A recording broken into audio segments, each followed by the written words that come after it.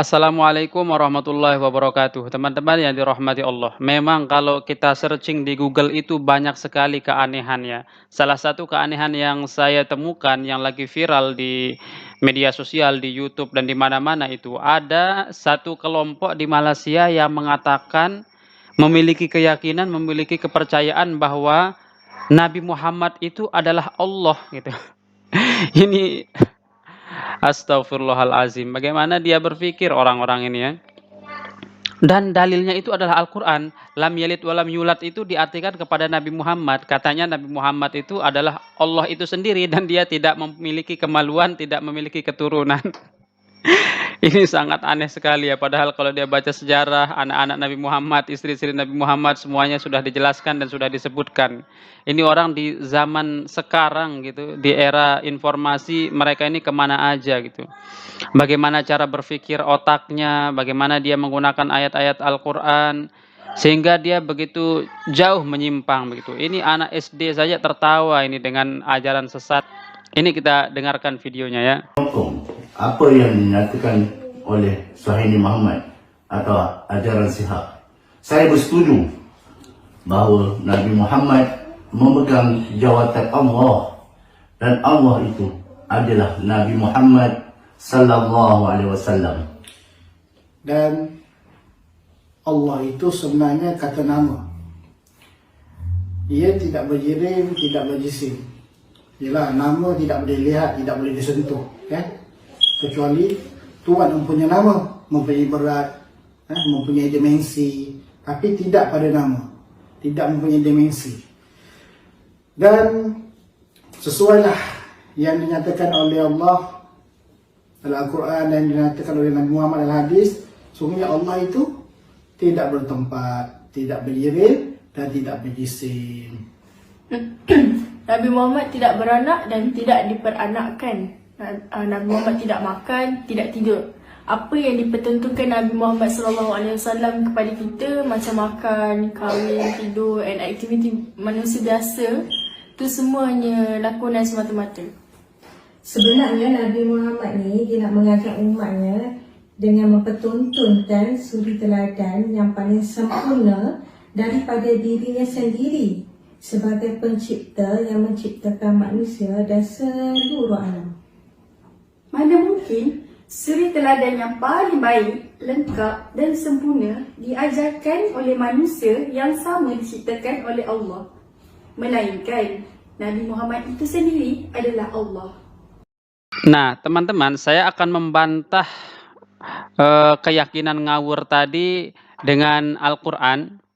Karena kalau kita mau mengikuti agama itu, kita kembalikan ke Al-Quran, ke hadis, sesuai dengan penjelasan dari para sahabat Nabi yang diturunkan kepada para tabi'in, dari kalangan salafus soleh yang diturunkan kepada tabi'in.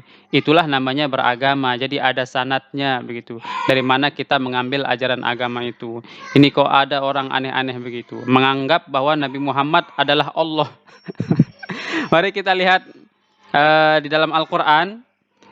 Yang pertama adalah surah Ali Imran ayat 144. Ya, di sini dikatakan wa ma Muhammadun illa rasul qad khalat min qablihi ar-rusul afa imma ta'aw qutilan qalabtum ala a'qabikum ومن ينقلب على عقبيه فلن يضر الله شيئا وسيجزي الله الشاكرين. Dan Muhammad hanyalah seorang rasul, seorang utusan. Sebelumnya telah berlalu beberapa rasul. Apakah jika dia wafat atau dibunuh, kamu berbalik ke belakang, artinya murtad. Barang siapa yang berbalik ke belakang, maka ia tidak akan merugikan Allah sedikit pun. Allah akan memberi balasan kepada orang-orang yang bersyukur. Nah, ini adalah firman Allah dalam surah Ali Imran yang secara tegas menyatakan Nabi Muhammad itu adalah seorang utusan, seorang nabi sebagaimana Allah Subhanahu wa taala mengirim nabi-nabi sebelumnya. Kemudian dilihat di dalam surah Al-Kahfi ayat terakhir ya, ayat 110. Di sini Allah Subhanahu wa taala nyatakan Qul innama ana basyarum mitlukum yuha ilayya annama ilahukum ilahun wahid faman kana yarju liqa'a rabbih فليعمل عملا صالحا ولا يشرك بعبادة ربه أحدا. Katakanlah wahai Muhammad, sesungguhnya aku ini hanya seorang manusia seperti kamu yang telah menerima wahyu bahwa sesungguhnya Tuhan kamu adalah Tuhan yang Maha Esa. Maka barang siapa yang mengharap pertemuan dengan Tuhannya, maka hendaklah dia mengerjakan kebaikan dan janganlah dia mempersekutukan dengan sesuatu pun dalam beribadah kepada Tuhannya. Dalam ayat ini sudah sangat-sangat jelas gitu bahwa Allah memerintahkan kepada Nabi Muhammad agar menyampaikan kepada umatnya dia itu manusia biasa. Dia itu adalah hamba Allah yang diberikan tugas oleh Allah Subhanahu wa taala untuk menyampaikan isi Al-Qur'an, menyampaikan ajaran tauhid, untuk mengajarkan kepada umat bagaimana berakhlak. Itu adalah Nabi Muhammad sallallahu alaihi wasallam. Memang kita dengan Nabi Muhammad berbeda. Bedanya tuh sedikit gitu. Kalau kita sedikit-dikit makan, kalau Nabi Muhammad makannya sedikit, ibadahnya yang banyak gitu. Kalau kita sedikit-dikit tidur, kalau Nabi Muhammad tidurnya sedikit, ibadahnya yang banyak. Gitu. Nabi Muhammad banyak berpuasa, kalau kita banyak makannya gitu. Beda kita dengan Nabi Muhammad, tetapi Nabi Muhammad itu adalah manusia sebagaimana kita. Beliau Nabi Muhammad SAW menikah, memiliki anak. Waktu makan beliau makan, waktu puasa beliau puasa, bahkan beliau banyak melakukan puasa sunnah. Beliau mencontohkan kepada kita akhlak yang mulia yang kalau kita tiru itu akan menyebabkan kita selamat. Begitu ya saudaraku ya, tolonglah periksa lagi otaknya ini. Astagfirullahalazim, kok bisa dia menganggap Nabi Muhammad SAW sebagai Allah gitu.